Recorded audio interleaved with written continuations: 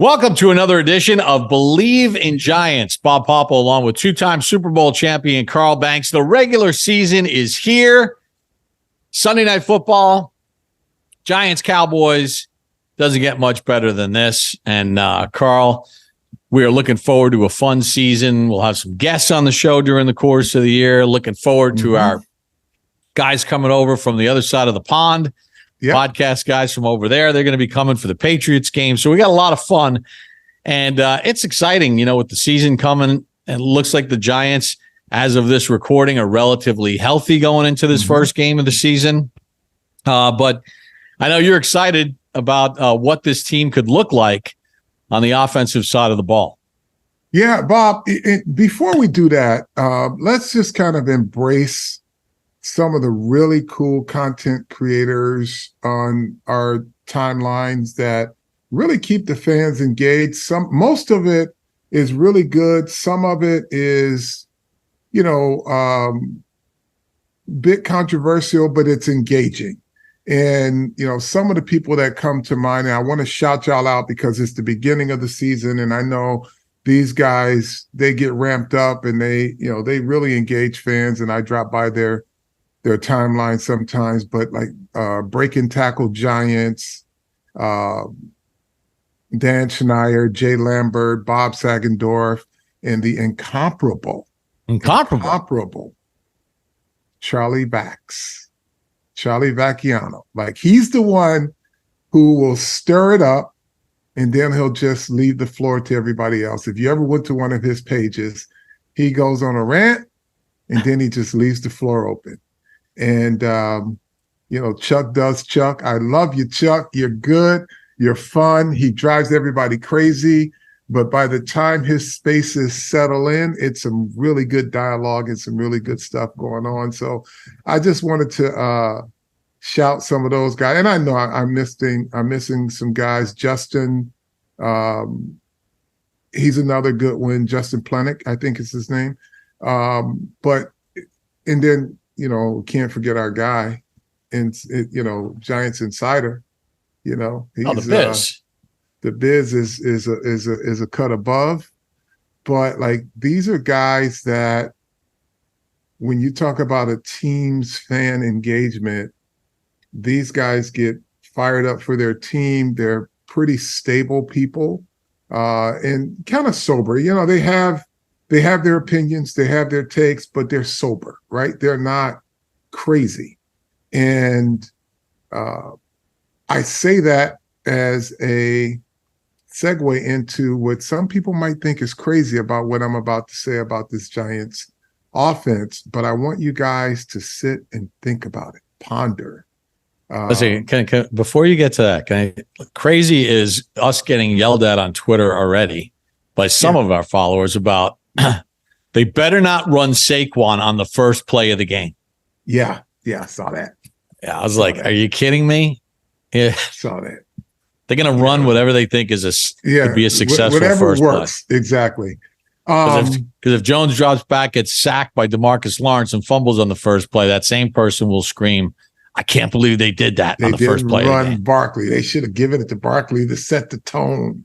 All right, so go crazy. You had a crazy tweet. It's not even crazy when we think about this. Now, there is a disclaimer. This offensive collective, as we know it today, has accomplished nothing. And we talk about potential, right? And this is when I allow myself to kind of imagine the possibilities. And again, disclaimer, folks, they have accomplished nothing as a collective offensively. All we know is what we saw last year. Right. But when I look at what Joe Shane has done for this offense, they're a faster offense. They're a more skilled offense. And I'm sitting here and I'm thinking about this personnel and the way that Mike Kafka and Brian Dable put together their schemes. And we saw a little bit of that in the preseason when the number ones played. They create a lot of conflict. for opposing defenses. And I said, and some of you might not even be old enough, or might be too young to remember the St. Louis Rams' greatest show on turf. Right now, currently, the greatest show on turf is the Kansas City Chiefs. And they don't score as many points as the Rams did. I think the Rams averaged like 32 point something a game, almost 33 points a game. The Kansas City Chiefs last year, I think, was 29 points a game, average. So let that sink in for a minute, and now let me break it down for you. St. Louis Rams, again, we're talking about potential, not facts right now. St. Louis Rams, Hall of Fame quarterback, obviously, Kurt Warner. But they had Oz Hakeem, Ricky Proehl, Isaac Bruce, Torrey Holt. Didn't hear about their tight end too much, right? Afterthought. All speed, all guys that could create space, and they worked in angles. And also they had a guy named Marshall Faulk, who was their difference maker in the red zone and their difference maker in the field. He was another receiver, excellent runner, Hall of Famer, no less. Okay, now here's where I started to imagine the possibilities. When you've got Paris Campbell, you've got Darius Slayton, and we're talking about speed now, right? Darius Slayton, Paris Campbell, Jaylin Hyatt. Darren Waller, tight end. Wan'Dale Robinson, and Sterling Shepard, right? So if you want to go comparables, now I'm not talking about accomplishments. Let's just talk comparables, right? Speed for speed, you got Bruce and Holt, right? Giants, Hyatt, Campbell, Slayton. Possession, Ricky Proehl. Giants got Robinson, they've got Waller, and they've got Shepard. Red zone threats. They had Marshall Faulk and Torrey Holt worked that red zone. The Giants, Darren Waller, Wan'Dale Robinson, and Saquon Barkley, and Sterling Shepard. Oh, and Daniel Bellinger. So when you allow yourself to think about just comparables, and it's a different NFL, but the Rams were ahead of their time in the way they deployed their spacing and angles concepts, just no different than what Dable and Kafka does. A little different offense, but they relied on creating space and in angles, creating conflict for defenses. And it made it difficult to match up because you just didn't have enough defensive players to guard two number one receivers and a third, basically number two receiver, which was Marshall Faulk, Ricky Proehl. Which is why the tight end, Roland Williams, who was a nice player, that Super Bowl season, he had 6 touchdown catches. Can't cover everybody. Somebody's going to be open. Correct. Which we saw in the preseason game. Correct. With Waller and then Daniel Bellinger wide open for the touchdown. Yeah, and we covered that a little bit with the coach yesterday, and it's going to show up on the Giants TV show this week. Coach Dable's show, presented by Ford. But when you can look at the comparables and the production, now we're talking about Hall of Fame players, right, on the Rams, and we're talking about unaccomplished players with the Giants.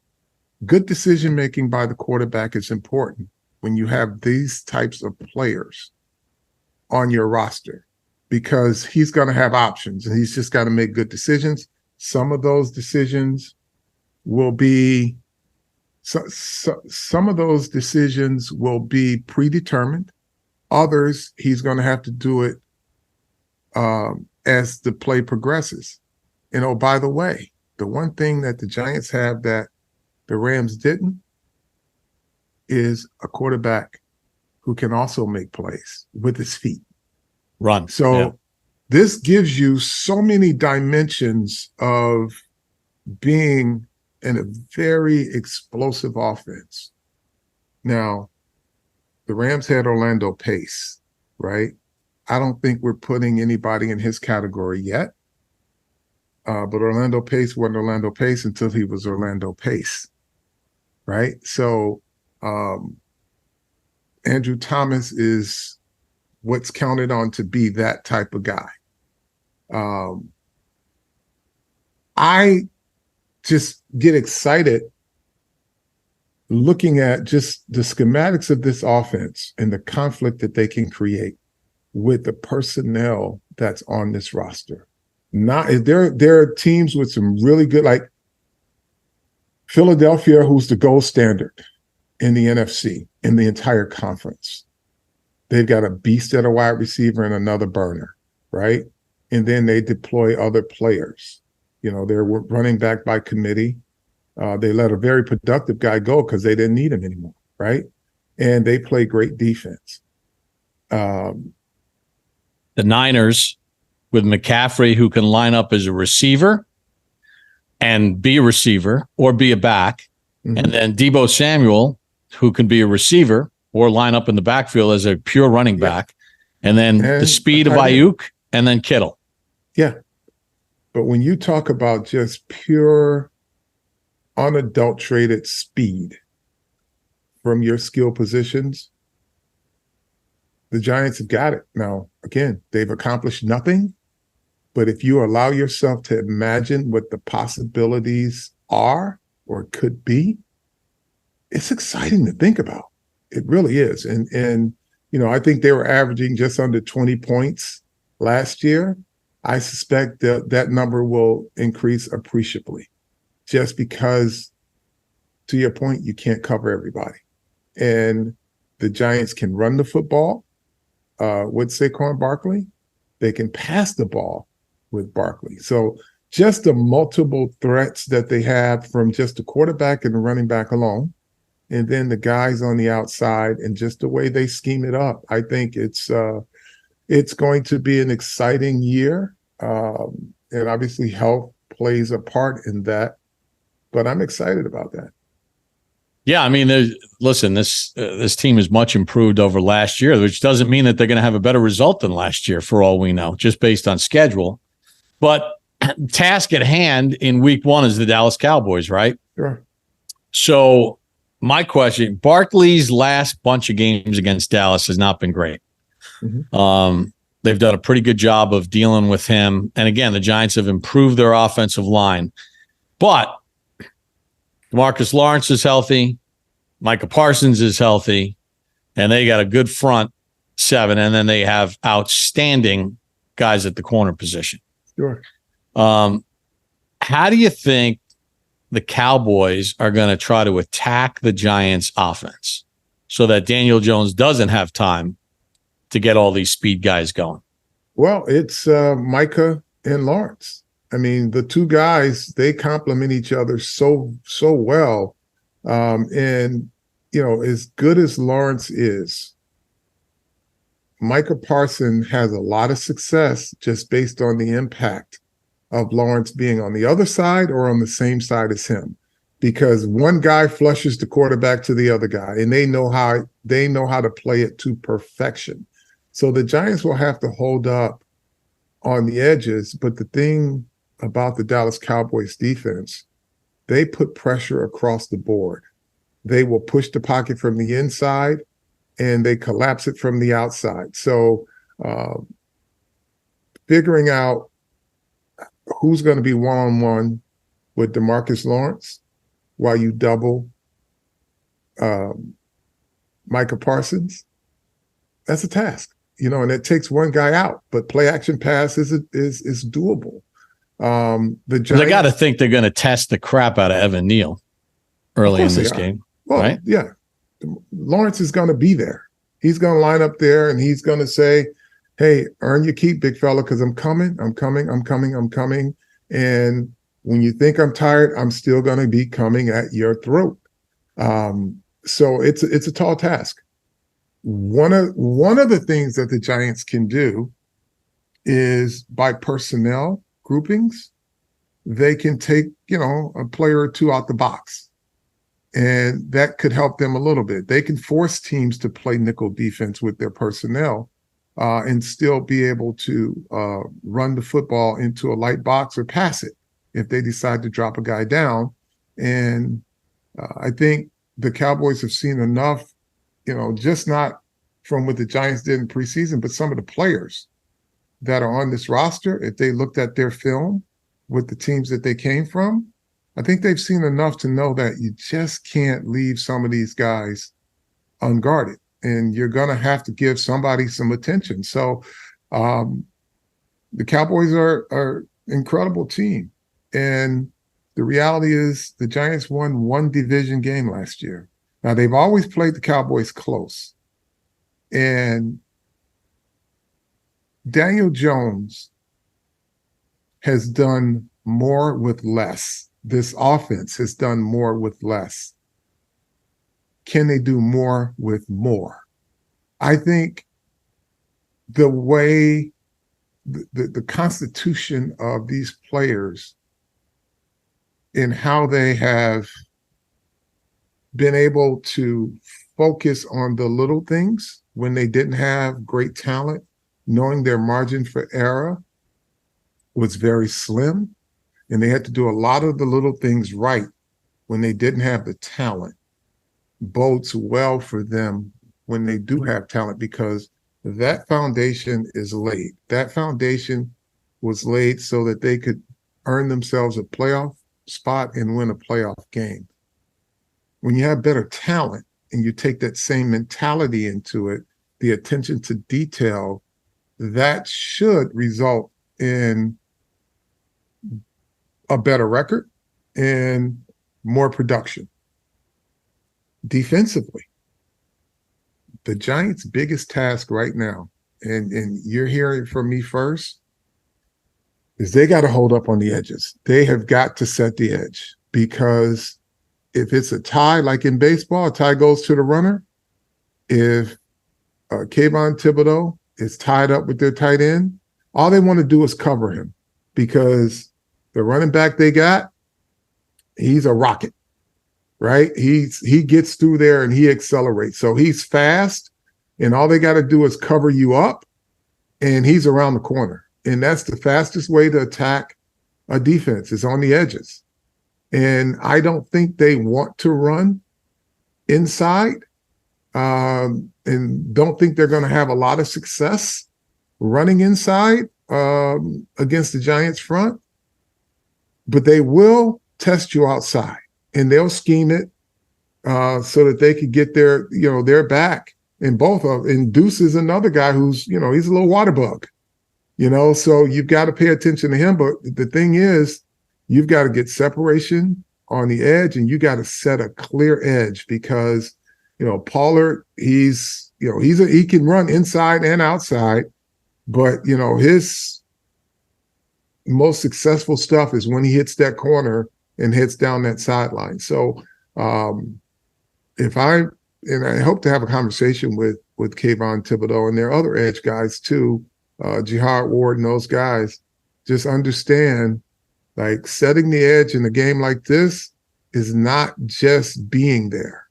Because if you don't have your hands free, or you can't shed the block to the inside, that ball is going around you, and you're going to be tied up with it, and you're going to be screaming at the ref that you're being held. But setting the edge means clearly making sure that Tony Pollard sees you on the edge, and he has to turn the ball back inside to where all your help is. So in our TV segment for the Coach Dable show in strategy, you showed this of Pollard having success when teams are not disciplined and setting the edge properly. But then there's another layer to it that falls heavily on Bobby Okereke, whether it's Jason Pinnock or Xavier McKinney or Isaiah Simmons or Micah McFadden or whatever, even if you set the edge, then everybody else has to do the proper fills in their responsibilities and don't take a false step, because you show it perfectly on our Giants TV shows that all it takes is one guy to peak and take one false step. Overrun a play, underrun a play, and they call it gap fits. It's your fit. You have to be where your fit is, and you can't be impatient. And a guy like Micah McFadden, who's playing faster, now that he's playing faster, he's got to play disciplined, because you can run yourself out of a play. And the other good thing that I'm sure the Dallas Cowboys love about Tony Pollard is one of the reasons why Zeke Elliott is not on his team. He's got superior vision. He's got patient feet, but his vision, he can see where the blocks are. He can see who's overrunning it, and he can cut back into those areas and get through a hole in a hurry. So your second level defenders, and the Giants have upgraded, but because you face such a fast and explosive back, the tendency of the inside linebackers is to hurry up and get there, right? But if your job is not to hurry up and get there, it's to hurry up and get to your gap fit, hurry up and get to that spot. Because as soon as you overrun it thinking you're going to stop an outside run when it's somebody else's responsibility, he's going to go right where you were, and there's going to be a guy that just continues to wash you out. And they're very good, and that's the other asset of the Dallas Cowboys in their run game is the fact that their offensive line is very disciplined, and they know where their fits should be. And you need, as an inside guy, to create a tie. You don't even have to win. Just create the tie, because the three guys up front, they'll do the rest of the work. But the second level guys, you can't overrun anything, because you see a back heading outside.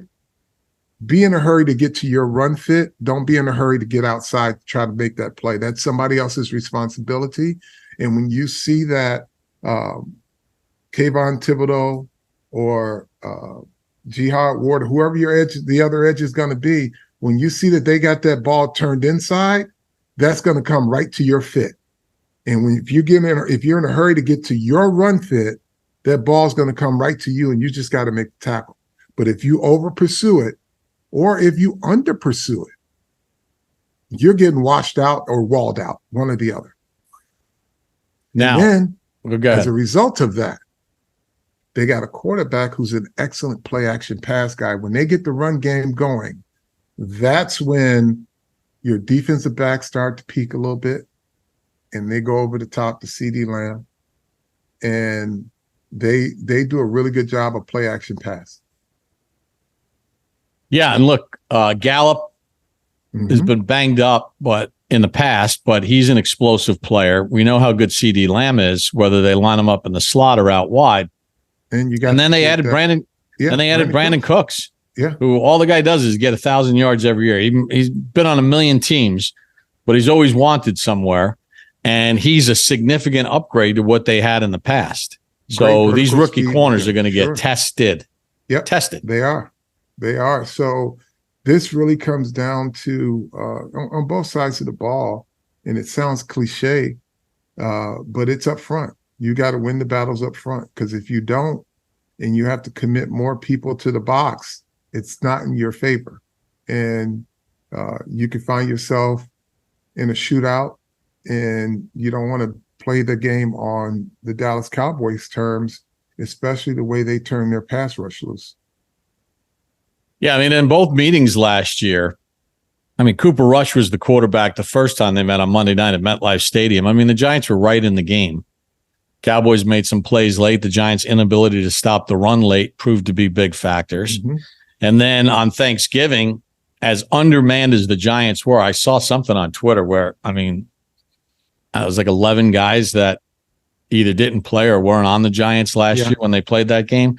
And, you would think about it, they were kind of in the game at halftime, and then you had in the third quarter, you had that Dable decided to go for it on fourth down, rightfully so, and Daniel Jones didn't make the best throw, and Barkley didn't make the best catch, and they wound up turning it over on downs, and then the ceiling kind of caved in on them, and the game got out of hand for them. Yeah. But they got better players this year. What about managing the moment? I mean, look, I could give you the stats. Right, the Giants and Cowboys have met 10 times on opening day. Mm-hmm. Dallas has won 9 of the 10. But that encompasses going back to 1960. It's 2023. It's different. But what about managing the hype? I remember 1986 when you guys won the Super Bowl. A lot of hype going into that opening night against the Dallas Cowboys, Monday Night Football, and of course Landry calls the draw, and they wind up scoring late, and you guys wind up losing. But how do you manage that opening day excitement and the hype of the Cowboys in prime time? How do you let the game then settle in for you? I think the fact that the Giants have played in a playoff game and won one on the road certainly helps that, right? This is no bigger. It's a big game. And you made the point yesterday when we were together that, it's kind of a must-win game if you allow yourself to think that. But if you don't, it's still just one game. So from the Giants standpoint, they just got to go out and do what they're expected to do, execute their game plan. They do have a coaching staff that has a clue. Right. And they have a coaching staff that will create some advantageous, both sides of the ball, some advantageous situations for them. They just have to execute those. I don't think the moment is too big for them, but it still comes down to execution. And if they don't execute, it wasn't because the moment was too big and they melted down. It's because they didn't execute. And that's their focus. You have to focus. There's no different. You talked about the bad pass and bad effort. I don't want to call it bad effort, but yeah, bad effort by Barkley on the 1 4th down play. Everything could have been better. They could have executed better. So let's just call it bad exexecution. Yeah, it was bad execution. It wasn't bad effort. It was just bad execution. Yeah, bad execution. So bad effort was not the operative word. That's unfair. But it was awful execution, but it wasn't because it was the moment. It was because they just didn't execute it well. You see meltdowns when the moment is too big, and there are things that lead up to that. The Giants were in that game, which means that the moment wasn't too big for them. Yeah, I think you bring up a good point too. The core of this team, a lot of the critical parts of this team, took the field in Minnesota against a team that, had 13 wins last year and a hostile environment in a playoff game. And they made the plays in the game that needed to be made. I mean, down to the very last play, you kind of knew that Kirk Cousins was going to TJ Hawkins. Yeah. And even banged up with his hand and the injury that he had in the ATV accident, Xavier McKinney was on his cues and on his keys, and he didn't overrun it. He didn't have bad leverage. He went in exactly the way you're taught to execute it, and Hawkinson didn't get an inch after catching the ball, and he held him short of the first down. They executed in the big, so they have that experience to draw on, whether it's Slayton or Isaiah Hodgins or Saquon or Daniel Jones or the offensive lineman or the defensive lineman. They've been in a big moment now. It's not like they were 4-13 last year, and it's like, oh my God, we're playing in primetime finally. They had their share of primetime games last year, including a playoff game, which all playoff games are primetime games. Yeah, so I just think, as we wind this up, and we'll have more to talk about after the game, but I just think this is a game of execution. I think we'll find out if the Giants have closed the gap. I think from a talent standpoint, they have in the division, but these guys are battle tested. The Dallas Cowboys are. This is not new to them either. So it's a matter of the Giants. They'll deploy better talent on the field, and they're going to have to defend better. Diggs is going to have to defend a different type of wide receiver now, right? He wasn't worried about anything in the Giants game. As a matter of fact, he teased Brian Dable, the Giants home game, says, "Are you going to put somebody out here I can't cover?" You know, he had a boring day. I don't think he's going to have a boring day this time around.